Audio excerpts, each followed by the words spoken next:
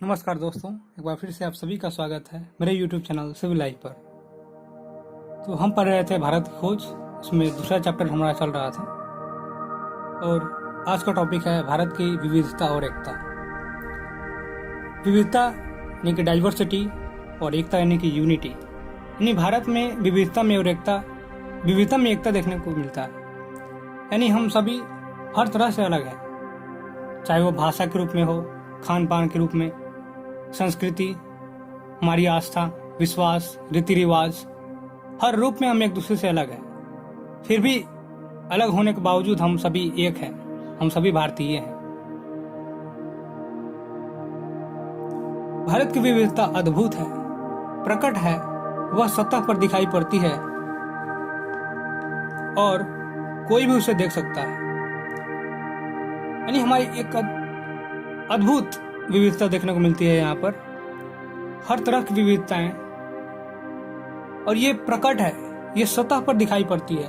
नहीं, ऐसा नहीं कि हम केवल ये बोल रहे हैं, हम बोल दे रहे हैं कि हाँ भारत में विविधता है। ये विविधता देखने को भी मिलती है। हम अगर दक्षिण भारत में जाए तो दूसरे रीति रिवाज हमें मिलेंगे, दूसरे फेस्टिवल्स मिलेंगे, दूसरी भाषाएं मिलेंगी।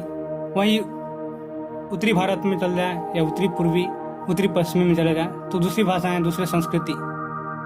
तो इन सभी विविधताओं के बावजूद हम सभी एक हैं और ये एक बहुत ही अद्भुत विविधता है जो शायद ही कहीं और मिले। इसका ताल्लुक शारीरिक रूप से भी है और मानसिक आदतों और विशेषताओं से भी। ये शारीरिक रूप से भी है, यानी कि देखने में, शारीरिक रूप यानी कि देखने में आप देखेंगे कि जो नॉर्थ ईस्ट के लोग होते हैं और जो दक्षिण भारत के लोग होते हैं वे एक दूसरे से काफी अलग होते हैं। उनके स्ट्रक्चर, बॉडी अलग दिखते हैं क्योंकि वो हमारे भारत के ही हिस्से है, लेकिन एक दूसरे से शारीरिक रूप में भी उनके अंतर है।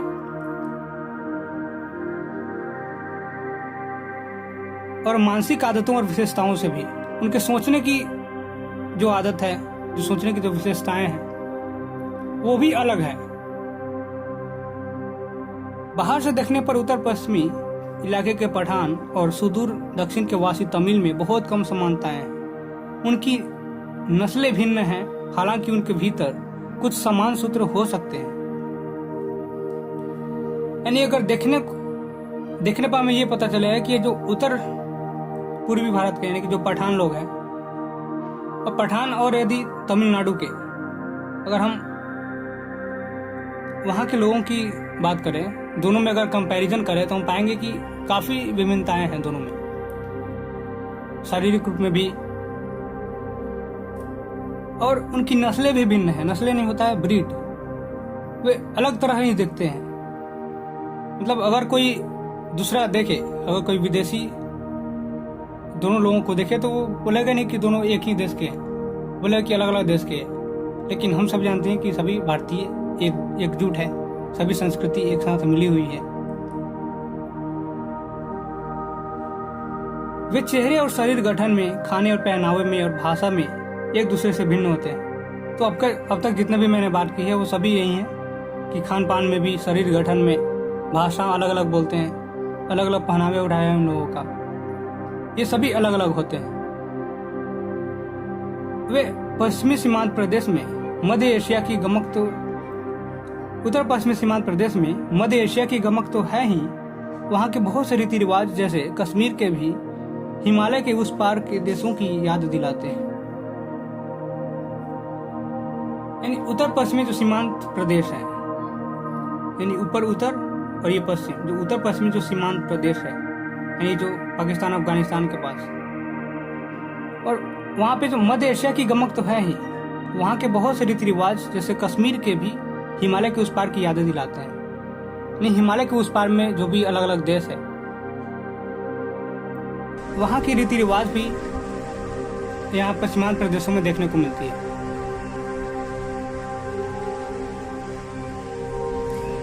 इसका क्या मतलब है कि ये जो सीमांत प्रदेश के जो लोग हैं वो दूसरे लोगों के संस्कृति से भी प्रभावित हैं, उनके चीजों को अपनाते हैं, लेकिन फिर भी वे भारत के हिस्से हैं, भारत के अंग हैं। वे कभी भी यहाँ के संस्कृति को भूल नहीं सकते।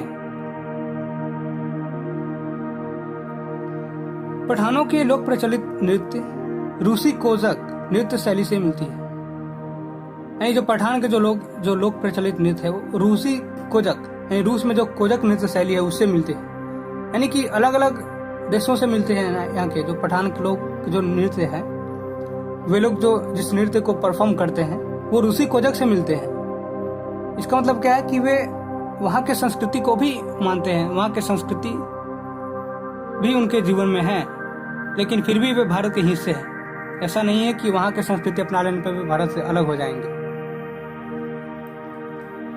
इन तमाम भिन्नताओं के बावजूद पठान पर भारत की छाप वैसी ही स्पष्ट है जैसे तमिल पर। यानी कि ये सब भिन्नताएं देखने को मिल रही है कि ये जो पठान के लोग हैं वो रूसी कोजक शैली को अपना रहे हैं, वहाँ के नृत्य को अपना रहे हैं। रूस में जो नृत्य शैली चलती है उस नृत्य शैली को वो परफॉर्म कर रहे हैं, लेकिन इसके बावजूद भी उस पर भारत का जो प्रभाव है, भारत की जो संस्कृति का प्रभाव है वो उतना ही है जितना कि तमिलनाडु पर।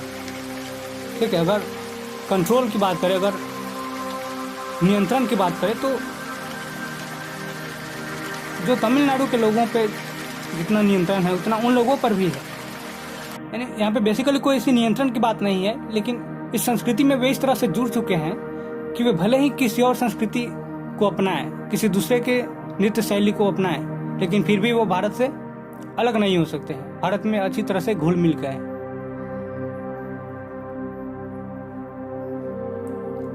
इसमें कोई अचरज नहीं, क्योंकि सीमा के ये प्रदेश और साथ ही अफगानिस्तान भी भारत के साथ हजारों वर्ष से जुड़ रहे हैं। इसमें कोई अचरज की बात नहीं है कि ये जो उत्तर पश्चिम के लोग हैं, जो सीमांत प्रदेश के लोग हैं, वो दूसरे देशों के नृत्य शैली को, दूसरे देशों के संस्कृति को, उसके कुछ चीज़ों को अपना रहे हैं। इसमें कोई अचरज की बात नहीं है। क्यों नहीं है? क्योंकि ये जो पुराने तुर्क और जो दूसरी जातियां हैं जो अफगानिस्तान और मध्य एशिया में बसी थी, इस्लाम के आने से पहले बौद्ध थी और उससे भी कहीं पहले वैदिक काल में हिंदू थी। यानी कि इन लोगों से सदियों से इन लोगों से हमारी क्या है, जुड़ाव है, लगाव है।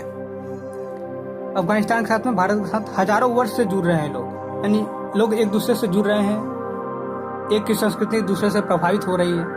जैसा कि पार्ट 1 में भी हमने देखा था, नेहरू जी बोल रहे हैं कि इतने सालों से जो सिंधु घाटी सभ्यता के लोग थे वे दूसरों से क्या करते थे, व्यापार करते थे।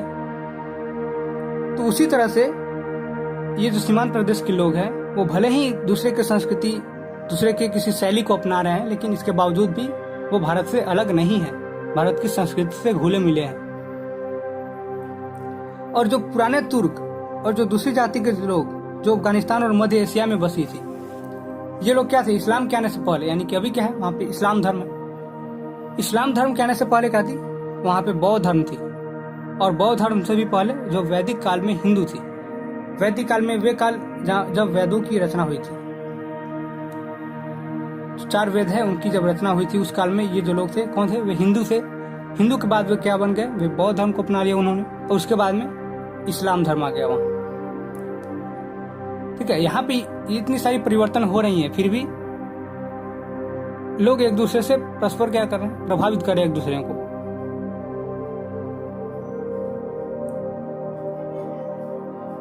सीमांत क्षेत्र प्राचीन भारतीय संस्कृति के प्रमुख केंद्रों में से था। अब भी स्मारकों और मठों के ढेरों ध्वस्त अवशेष उसमें बिखरे हुए हैं, विशेष रूप से तक्षशिला के महान विश्वविद्यालय के, जो 2000 वर्ष पहले अपनी प्रसिद्धि की चरम सीमा पर था। अब यहाँ पे ये दिखाया जा रहा है कि हमारी संस्कृति के बारे में, जो सीमांत क्षेत्र है जिसकी हम बात कर रहे हैं, वो प्राचीन भारतीय संस्कृति के प्रमुख केंद्रों में से एक था। यानी कि जो संस्कृति का केंद्र माना जाता था इस सीमांत प्रदेशों को। यहाँ पे जो तक्षशिला विश्वविद्यालय है, वहाँ पे बहुत देशों से, अलग अलग देशों से लोग आते थे शिक्षा ग्रहण करने के लिए, और हमारे देश से भी बहुत से लोग जाते थे वहाँ पे शिक्षा ग्रहण करने के लिए। तो कहने का मतलब ये है कि यहाँ के जो लोग हैं, ये जो सीमांत क्षेत्र के जो लोग हैं, वो दूसरों से तो प्रभावित होंगे ही, लेकिन प्रभावित होने का ये मतलब नहीं है कि वो अपनी संस्कृति को छोड़ देंगे।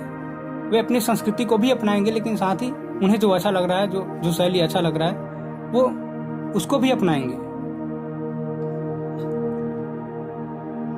और यदि प्राचीन काल से हम बात करें तो वहाँ पे भारतीय संस्कृति के प्रमुख केंद्र था जो सीमांत प्रदेश जिसकी हम बात कर रहे हैं। और उदाहरण के लिए जो तक्षशिला का जो विश्वविद्यालय है इसका निर्माण 2000 वर्ष पहले हुआ था और प्रसिद्धि की चरम सीमा पर था। इसकी प्रसिद्धि बहुत ज्यादा थी। भारत ही नहीं बल्कि विदेशों से, दूसरे देशों से लोग सब विद्यार्थी लोग आते थे पढ़ने के लिए। सारे भारत के साथ ही एशिया के विभिन्न भागों से विद्यार्थी यहाँ खींचे चले आते थे। धर्म परिवर्तन में अंतर जरूर आया, पर उन क्षेत्रों के लोगों ने में जो मानसिकता विकसित कर ली थी वो पूरी तरह से नहीं बदल सकी। अब देखिए इसका क्या मतलब है कि जैसे अभी हमने देखा कि इस्लाम धर्म कहने के पहले वहां के लोग क्या थे, बौद्ध थे, और उससे भी पहले जो वैदिक काल चल रहा था तो उसमें लोग हिंदू थे। तो ये जो धर्म परिवर्तन का जो सिलसिला चल रहा है ये तो चल ही रहा है। भले ही लोगों ने अपना धर्म को परिवर्तन कर लिया, अलग अलग धर्म के लोग आए, लेकिन उनकी जो मानसिकता थी, जो सोच विचार करने की जो तरीके थे वो नहीं बदल सकी।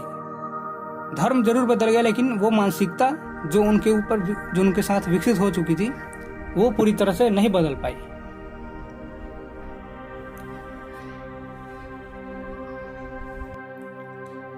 पठान और तमिल दो चरम उदाहरण हैं। बाकी की स्थिति कहीं इन दोनों के बीच में है।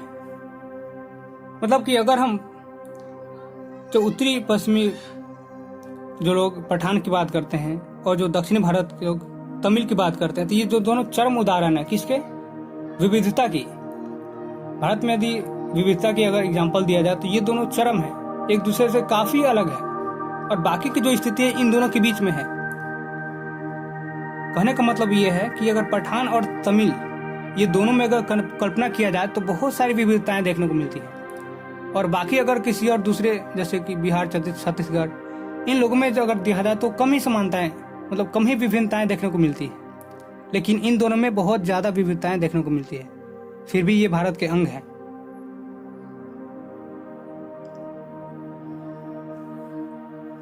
पर सब पर इससे भी गहरी छाप भारतीयता की है। यानी कि इन सब की अलग अलग अपनी विशेषताएं हैं। पठान की अलग विशेषताएं हैं और तमिल की अलग विशेषताएं हैं, लेकिन इन अलग अलग विशेषताओं के बावजूद भी उन पर एक गहरी छाप पड़ी हुई, और वो छाप किसकी है, भारतीयता की है। कि ये दोनों क्या है, ये भारत के लोग हैं, भारत के निवासी हैं। यह जानकारी बेहद हैरत में डालने वाली है कि बंगाली, मराठी, गुजराती, तमिल, आंध्र, उड़िया, असमी, कन्नड़, मलयाली, सिंधी, पंजाबी, पठान, कश्मीरी, राजपूत और हिंदुस्तानी भाषा भाषी जनता में बसा हुआ विशाल मध्य भाग कैसे सैकड़ों वर्षों से अपनी अपनी अलग पहचान बनाए रहा।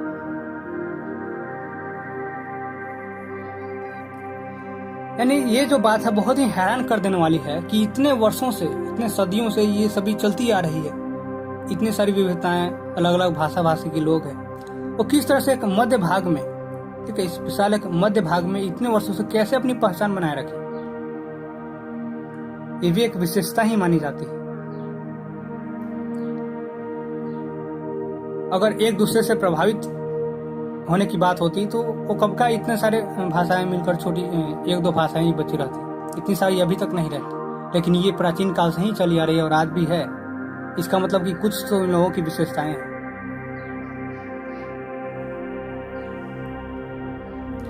इसके बावजूद इन सब के गुण दोष कमोबेश एक से हैं। इसकी जानकारी पुरानी परंपरा और अभिलेखों से मिलती है। यानी कि इनकी जानकारी किससे मिलती है? हम बोले कि हाँ ठीक है, ये अभी तो ठीक है कि ये सभी चीजें हमें देखने को मिलती है, लेकिन हम ये कैसे माने कि ये प्राचीन काल से ही चलती आ रही है, प्राचीन काल से ही इतनी तरह की विविधताएं देखने को मिलती है। तो इसकी जानकारी हमें मिलती है पुरानी परंपराओं से। बहुत सी ऐसी पुरानी परंपराएं देखी गई हैं जिसमें पता चलता है कि ये सभी विविधताएं जो है वो प्राचीन काल में उस समय भी थी, पहले भी थी, और अभिलेखों से भी बहुत सी जानकारी मिलती है।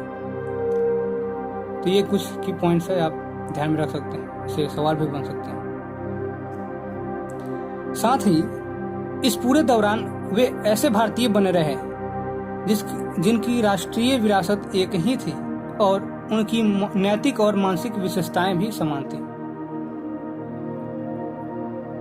तो ये तो हमें जानकारी मिल ही रही है कि ये जो विविधताएं हैं जो हम आज देख रहे हैं, ये आज ही नहीं बल्कि बहुत समय पहले से ही ये विविधताएं चलती आ रही है और इसकी जानकारी हमें पुरानी परंपराओं से मिल रही है और अभिलेखों से।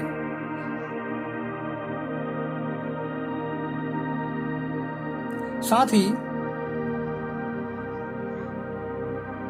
जिनकी राष्ट्रीय विरासत एक ही थी और उनकी नैतिक और मानसिक विशेषताएं भी समान थी।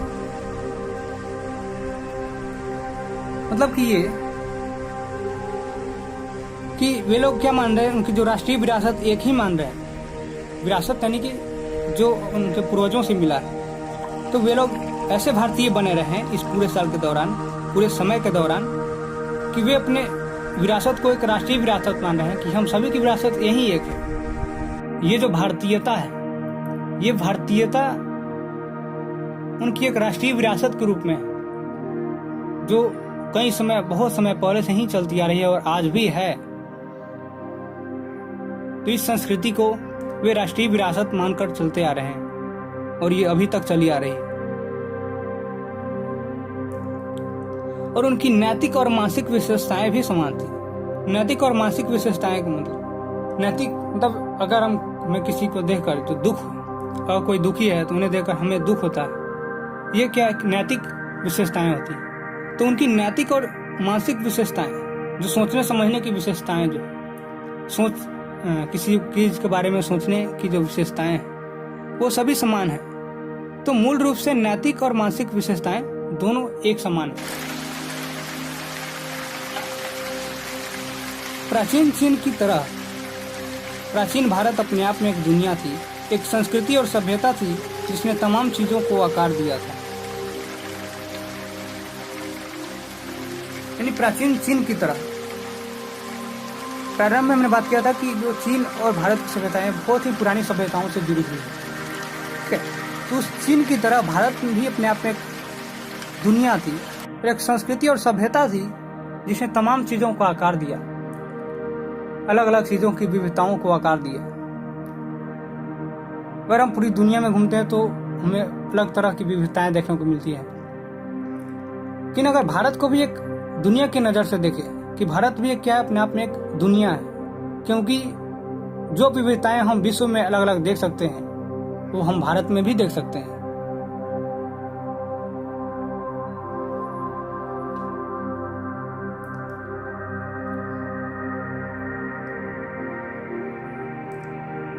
विदेशी प्रभाव आए और अक्सर उस संस्कृति को प्रभावित करके उसी में जज्ब हो गए।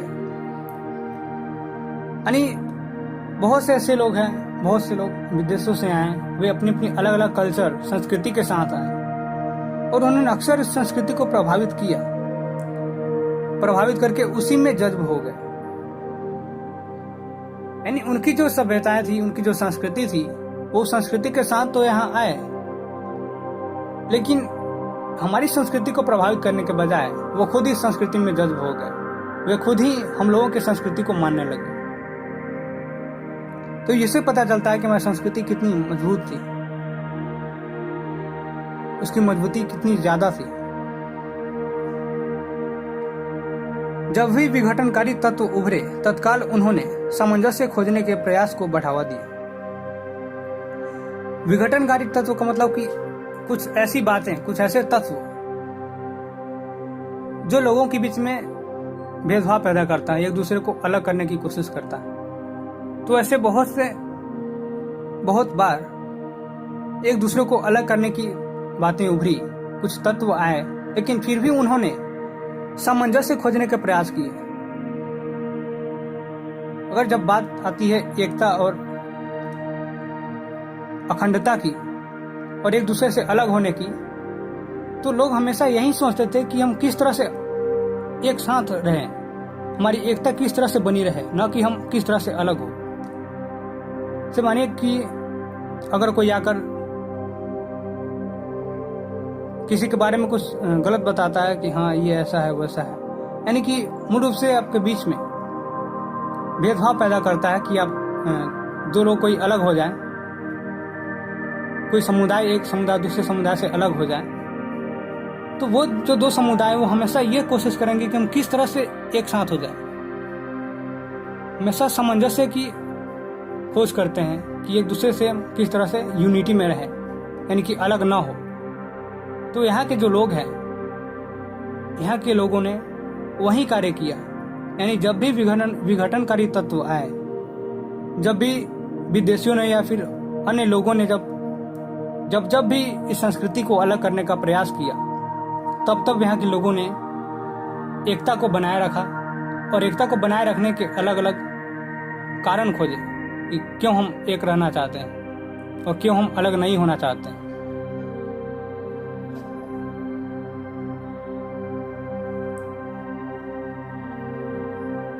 इस एकता की कल्पना यहाँ से सभ्यता के आरंभ से ही भारतीय मानस में एकता के स्वप्न ने अपनी जगह बनाए रखी। यानी जब इस सभ्यता की शुरुआत हुई थी, तभी से भारतीय मानस में यहाँ के लोगों में एकता का एक स्वप्न था और उस स्वप्न को अपनी जगह बनाए रखा।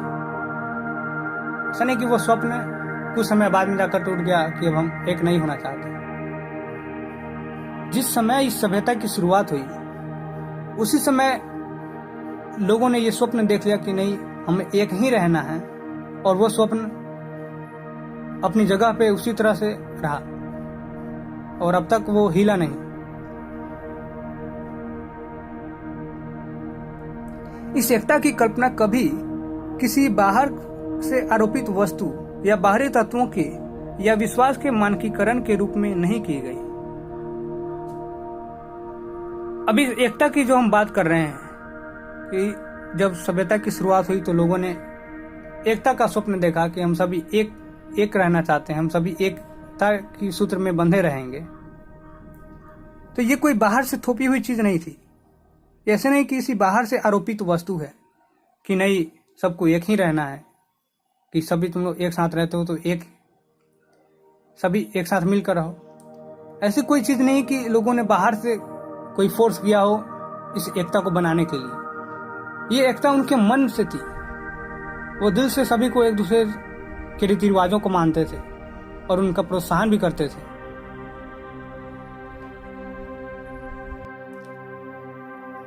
इसके अंतर्गत विश्वासों और रीति रिवाजों के प्रति अपार सहिष्णुता का पालन किया गया और साथ ही हर तरह की विविधता को मान्यता ही नहीं प्रोत्साहन भी दिया गया। इस एकता की कल्पना के अंतर्गत लोगों ने एक दूसरे के रीति रिवाजों को, विश्वासों को प्रोत्साहित किया कि हाँ ये सही है, ये विविधता, इस विविधता के साथ भी हम एकजुट होकर रह सकते हैं। तो सभी ने एक दूसरे के विश्वासों को, रीति रिवाजों को मान्यता ही नहीं बल्कि प्रोत्साहन भी दिया।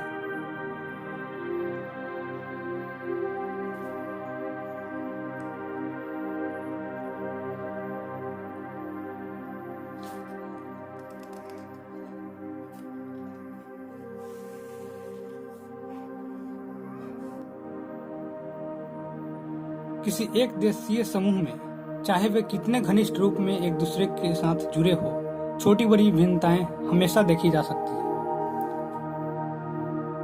उस समूह की मूल एकता तब प्रकट होती है जब उसकी तुलना किसी अन्य देशीय समूह से की जाती है। यहाँ ये बताया जा रहा है कि भले ही किसी देश के अंदर, किसी समूह के अंदर अलग अलग समुदाय के लोग, अलग अलग आस्थाओं वाले, अलग अलग सभ्यता संस्कृति वाले लोग रह रहे हों, लेकिन उनमें छोटी बड़ी भिन्नताएं हमेशा देखी जाती है।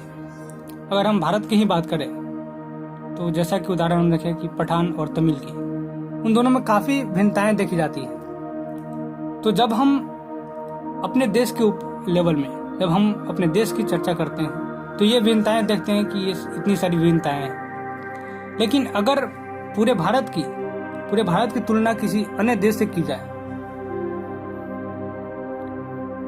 तब भारत की मूल एकता प्रकट होगी कि हाँ, ये पूरे भारत की क्या सभ्यता संस्कृति है और उस देश की क्या सभ्यता संस्कृति है। तो जैसे एक उदाहरण के लिए हम देखते हैं कि जो भारतीय टीम है क्रिकेट की, वो अगर किसी दूसरे देश के साथ क्रिकेट खेलती है तो क्या है, एक भारतीय टीम है। लेकिन वही भारतीय टीम अगर हम अपने देश के लेवल पर देखें तो अलग अलग 8 टीम्स में बटी हुई है, और वे एक दूसरे टीम से क्या अगर हम कल्पना करेंगे तो कोई एक टीम दूसरा टीम से ज़्यादा क्या है, थोड़ा बेहतर है। तो उनमें भिन्नताएं देखी जा सकती है कब, जब हम केवल अपने भारत के लेवल पर उसकी चर्चा करें। लेकिन वही टीम अगर जब एक नेशनल लेवल पे एक टीम बन जाती है कि हाँ ये भारतीय टीम है, तो उनकी एक यूनिटी नजर आती है कि उस पूरे यूनिटी का क्या, उनका क्या योगदान है, वो किस रूप को, वो किस एबिलिटी को एग्जिबिट करते हैं। ठीक है, तो मूल रूप से यही बात हो रही है कि अगर हम किसी एक समूह की बात करते हैं, किसी एक देश की बात करते हैं, तो उसमें जो लोग रह रहे हैं एक दूसरे से कुछ मामलों में या कुछ न कुछ भिन्नताएं तो जरूर देखने को मिलती है। लेकिन अगर उसी की तुलना अगर हम किसी अन्य देश से करते हैं तब उस पूरे समूह की एक यूनिटी नजर आती है। यह बात अलग है कि अक्सर दो निकटवर्ती समूहों की भिन्नता सीमांत इलाकों में या तो धुंधली पड़ जाती है या आपस में मिल जाती है। लेकिन अगर हम बात करते हैं जो सीमांत प्रदेश है, दो इलाकों की अगर बात करते हैं भारत और बांग्लादेश की, तो ये दो अलग देश है लेकिन उनके सीमांत जो है एक दूसरे से जुड़े हुए हैं। तो जो सीमांत प्रदेश है वो उसकी भिन्नताएं अगर हम देखेंगे तो या तो धुंधली होगी, मतलब उसमें कुछ अलग ही विविधता नजर आएगी, या फिर एक दूसरे में मिल चुकी होगी, तो ये एक अलग बात है। लेकिन अगर हम किसी देश की यूनिटी जानना चाहते हैं, अगर यूनिटी की तुलना करते हैं तो उसमें हमें विभिन्नता नजर उतनी नहीं आती है, पूरे विभिन्नता को मिलाकर एक यूनिटी बनती है।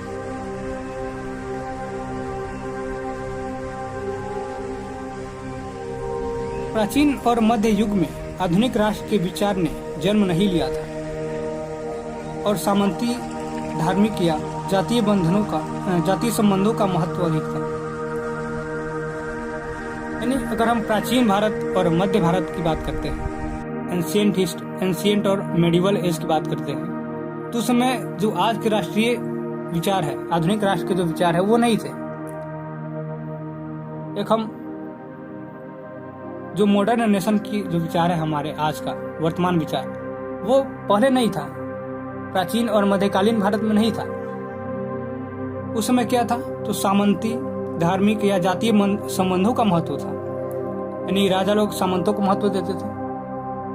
ठीक है, इनके बारे में अपने इतिहास में पढ़ा हुआ सामंत के बारे में। और धार्मिक थी, लोग धर्म से जाना जाता था, एक दूसरे से लोगों को अलग अलग जातियों में बांटा गया था। इन सभी चीजों का महत्व अधिक था एंशिएंट और मॉडर्न इंडिया में। लेकिन वर्तमान जो है वो क्या है, आधुनिक राष्ट्र के विचार है हमारे। हम इसी में लोकतंत्र की कल्पना करते हैं। पहले प्राचीन और मध्यकाल में तो लोकतंत्र थी नहीं, तो उसी तरह से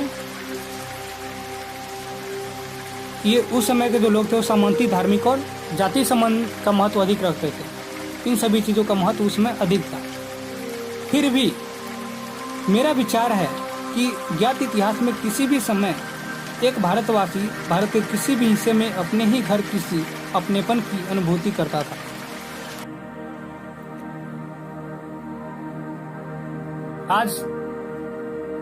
आज भी या पहले की बात करते हैं तो नेहरू जी का ये मानना है कि भले ही जो प्राचीन भारत है, प्राचीन और मध्यकालीन भारत में जो आधुनिक विचार ने जन्म नहीं लिया, लेकिन फिर भी मेरा मानना है कि जितना इतिहास अब तक हमें ज्ञात है उसके अनुसार अगर देखा जाए तो जब कोई भारतीय अपने देश के अंदर एक जगह से दूसरे जगह जाता होगा तो उसे अपनापन कहीं महसूस होता होगा।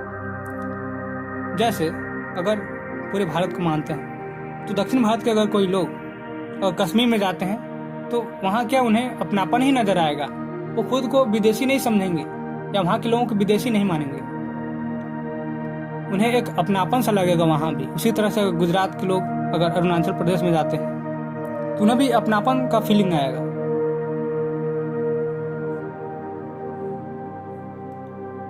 भारत के किसी भी हिस्से में अपने घर किसी पेपर की अनुभूति करता था, जबकि किसी भी दूसरे देश में पहुंचकर वह अजनबी और परदेशी महसूस करता था। यानी यहाँ पे ये बताया जा रहा है कि हमारी जो संस्कृति है किस तरह से एक दूसरे से जुड़ी हुई है। अगर आपको बताऊं, अगर भारत के यहाँ के लोग, अगर दक्षिण भारत के लोग अगर उत्तर में जाते हैं तो उन्हें अपनापन का महसूस हो रहा है इतने दूरी तय करके भी।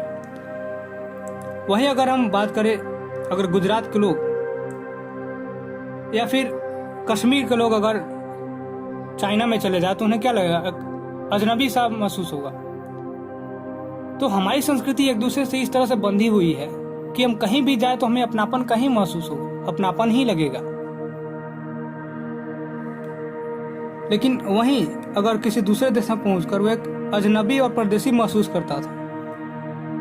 उन देशों में जाकर जिन्होंने कुछ दूर तक उसकी संस्कृति या धर्म को अपना लिया था, उसे अजनबीपन का बोध निश्चय ही कम होता था। लेकिन अगर मानते हैं कि कोई अगर जा रहा है तो शुरुआत में तो उन्हें अजीब लगेगा, लोग वहाँ के परदेसी लगेंगे।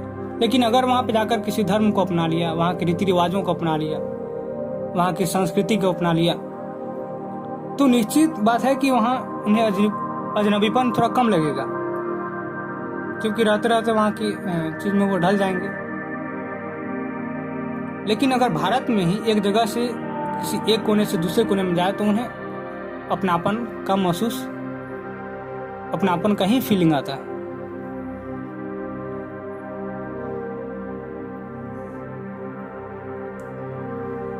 वे लोग जो किसी गैर भारतीय धर्म को मानने वाले थे या भारत में आकर यहीं बस गए, कुछ ही पीढ़ियों के गुजरने के दौरान स्पष्ट रूप से भारतीय हो गए, जैसे यहूदी, पारसी और मुसलमान। और वे लोग जो गैर भारतीय धर्म को मानने वाले थे, यानी कि वैसे लोग जो भारत के जो किसी भी धर्म को नहीं मानते थे और भारत से अलग रहते थे, वो जब यहाँ आए और जब यहाँ बस गए तो 2-3 पीढ़ियों के बाद ही पूरी तरह से भारतीय हो गए। और कोई अरब या दूसरे से आता है, दूसरे महाद्वीप कहीं से भी, और अगर भारत में बस के यहाँ की संस्कृति को अपना लेता है तो उस संस्कृति में इस तरह से ढल जाएगा कि अगर वो फिर से अपने देश जहाँ से वाया जाएगा तो फिर उसे अजीब सी लगेगी। और वो यहाँ आने के बाद में 2-3 पीढ़ी के बीतने के बाद ही पूरी तरीके से भारतीय बन जाएगा। यहाँ पे ये बात कही जा रही है।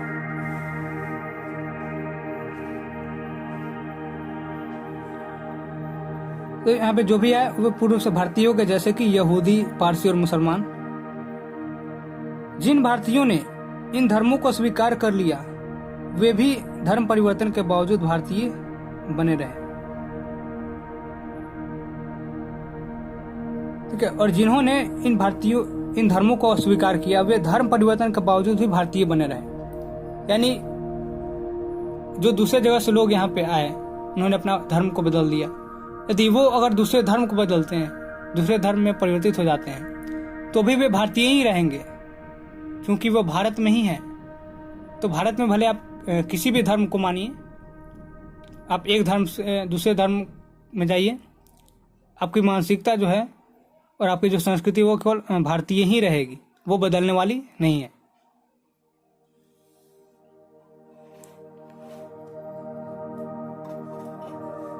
आज जब राष्ट्रीयतावाद की अवधारणा कहीं अधिक विकसित हो गई है, विदेशों में भारतीय अनिवार्य रूप से एक राष्ट्रीय समुदाय बनाकर विभिन्न कारणों से एकजुट होकर रहते हैं, भले ही उसमें भीतरी मतभेद हो। ठीक है। आज जब राष्ट्रीयतावाद की अवधारणा अधिक विकसित हो गई है, यानी हम एक राष्ट्र की बात करते हैं कि हमारा राष्ट्र है, किसी दूसरे राष्ट्र से अलग है, उनमें अलग अलग विशेषताएं हैं, अलग अलग समानताएं हैं। तो आज भी विदेशों में जो भारतीय हैं वो अनिवार्य रूप से रहते हैं, वहाँ पे अलग अलग कारणों से एकजुट होकर रहते हैं, भले उनमें भीतरी मतभेद हो, उनके अंदर भले ही मतभेद हो, लेकिन एकजुट होकर वो काम करते हैं। एक हिंदुस्तानी ईसाई कहीं भी जाए उसे हिंदुस्तानी ही माना जाता है। यानी कि यहाँ के लोग, अगर भारत के कोई लोग अगर विदेशों में कहीं जाता है तो उसे हिंदुस्तानी ही कहा जाएगा, उसे उसके धर्म के हिसाब से पहचान नहीं मिलेगा। जैसे इस प्रकार किसी हिंदुस्तानी मुसलमान को तुर्की, अरब, ईरान या किसी भी अन्य देश में जहां इस्लाम धर्म का प्रभुत्व हो, हिंदुस्तानी ही समझा जाता। अगर कोई इस्लाम भी जाता है, अगर कोई मुस्लिम धर्म के, इस्लाम धर्म के लोग अगर दूसरे ऐसे देश में जाता है जहाँ पे इस्लाम धर्म का प्रभुत्व है, उनका बोलबाला है, फिर भी वो ये नहीं कहा जाएगा कि हाँ ये इस्लाम धर्म का है। उसे यही कहा जाएगा कि वह भारतीय है, वो हिंदुस्तानी है, हिंदुस्तान से आया है। तो ये एक संस्कृति का प्रभाव है।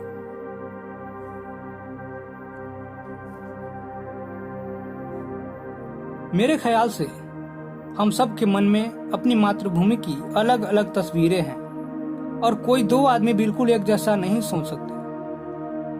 इसके जस्ट पिछले वाले सब टॉपिक में जो हम बात किए थे भारत माता के बारे में, तो जिस तरह से नेहरू जी ने भारत माता का वर्णन किया कि भारत माता क्या है, तो जो भी हमारी धरती की मिट्टी है, यहाँ रहने वाले जो लोग हैं, यहाँ की धरती, मिट्टी, जंगल, झरने, ये सभी भारत माता के अंतर्गत आते हैं। उसी तरह से कि सबके मन में अपनी मातृभूमि की अलग अलग तस्वीरें आती हैं। मातृभूमि कहने से किसी और के मन में दूसरा तस्वीर आता है, तो दूसरे के मन में कोई और तस्वीर।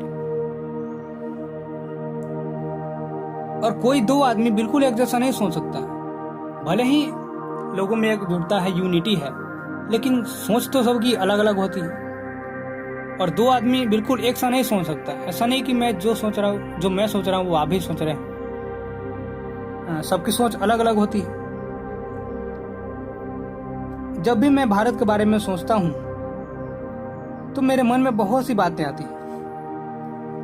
ठीक है, मैं जब भारत के बारे में सोचता हूँ या मातृभूमि के बारे में सोचता हूँ तो मेरे मन में भी जो तस्वीर उभरती है, बहुत सी ऐसी बातें सोचता हूँ मैं सोचता हूँ कि दूर दूर तक फैले मैदानों और उन पर बसे अनगिनत छोटे छोटे गांवों के बारे में। अब यहाँ पे नेहरू जी ये बता रहे हैं कि जब वे मातृभूमि के बारे में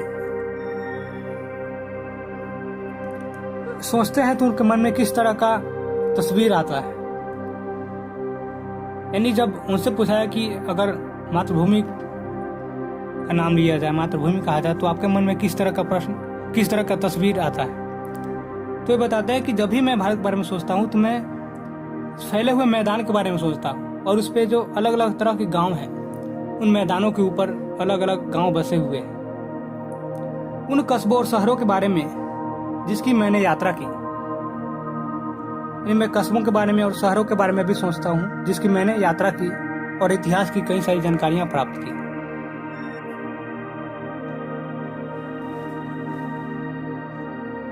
वर्षा ऋतु की उस जादुई बरसात के बारे में जो झुलसी हुई धरती में जीवन संचार करके उसे सहसा सौंदर्य और हरियाली के झिलमिलाते प्रसार में बदल देती है।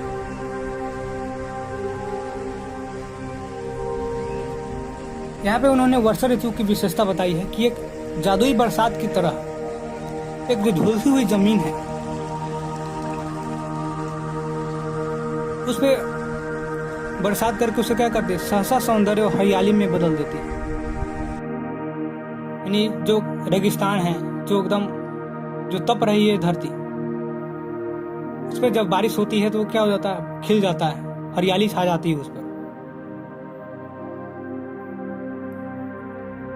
विशाल नदियों और उनके बहते जल के बारे में, ठीक है, तो मैं जब अपनी मातृभूमि के बारे में, भारत के बारे में सोचता हूँ तो ये सभी चीजें मेरे दिमाग में आती हैं।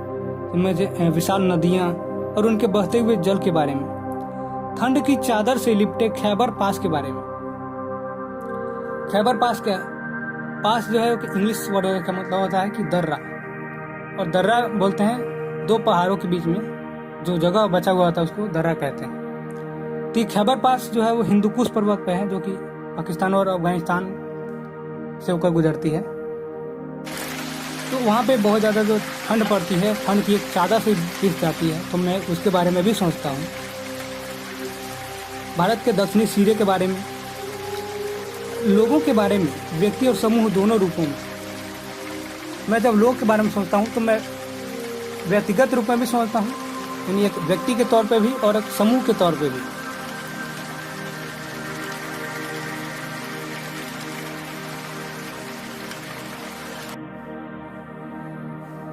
और सबसे ज्यादा बर्फ की टोपी पहने हिमालय या वसंत ऋतु में कश्मीर की किसी पहाड़ी घाटी के बारे में जो नवजात फूलों से लदी होती है और जिसके बीच से कलकल खलकल करता झरना बहता है। हम अपनी पसंद की तस्वीर बनाते हैं और उसे सहेज कर रखते हैं। तो जब मैं भारत माता के बारे में मैं जब भारत के बारे में या मातृभूमि के बारे में सोचता हूँ तो मेरे मन में ये सारी तस्वीरें सामने आती है। मैं नदियों के बारे में सोचता हूँ, मैं बरसात के बारे में सोचता हूँ, इन मैदानों के बारे में, मैदान पे जो गांव बसे हुए उनके बारे में, दक्षिणी सिरे के बारे में और भारत के हिमालय के बारे में। और कश्मीर के अंदर जो वसंत ऋतु जब आती है तो उस समय घाटी की क्या दृश्य होती है, वो दृश्य मेरे मन में आता है कि किस तरह से नवजात फूलों से लदी होती है और उसी के बीच से कलकल खलकल करता हुआ झरना बहता रहता है। झरना एक मधुर आवाज के साथ, एक बहुत ही सुंदर आवाज में झरना बहती रहती है। हम अपनी पसंद की तस्वीर बनाते हैं और उसे सहेज कर रखते हैं कि हम जिस भारत में रह रहे हैं उसका नाम सुनते मेरे दिमाग में क्या तस्वीर आता है। ये सबके दिमाग में अलग अलग तस्वीर आता है, लेकिन सबके अंदर आता जरूर है। तो सभी अपनी अपनी पसंद के हिसाब से तस्वीर बनाते हैं अपनी मातृभूमि की। तो यहीं पर ये वीडियो समाप्त होता है। मुझे उम्मीद है कि आपको समझ में आया होगा और इसका फ्लो चार्ट मैंने तैयार तो कर दिया, लेकिन इस वीडियो में नहीं बताऊंगा क्योंकि वीडियो काफ़ी लंबा हो जाएगा। तो अगली वीडियो में मैं इसका और इसके पिछले वाले टॉपिक भारत माता दोनों का ही फ्लो चार्ट बता दूंगा आपको। और आप अपने इसे दोस्तों में ज़रूर शेयर कीजिएगा ताकि उन्हें भी समझ में आ सके। तो पता है ये पढ़ने में थोड़ा मुश्किल लगता है, लेकिन इसमें इतनी सारी बातें हैं कि जब आप पढ़ने बैठिएगा तो बहुत सी बातें हमको पता चलेगी अपने देश के बारे में, क्योंकि इसका नाम ही भारत की खोज। तो भारत के बारे में बहुत सी जानकारी है जो हम जानते नहीं, लेकिन इस पुस्तक के माध्यम से हमें जानने को मिलती है। तो आज के लिए इतना ही, मिलते हैं अगली वीडियो में, तब तक के लिए धन्यवाद।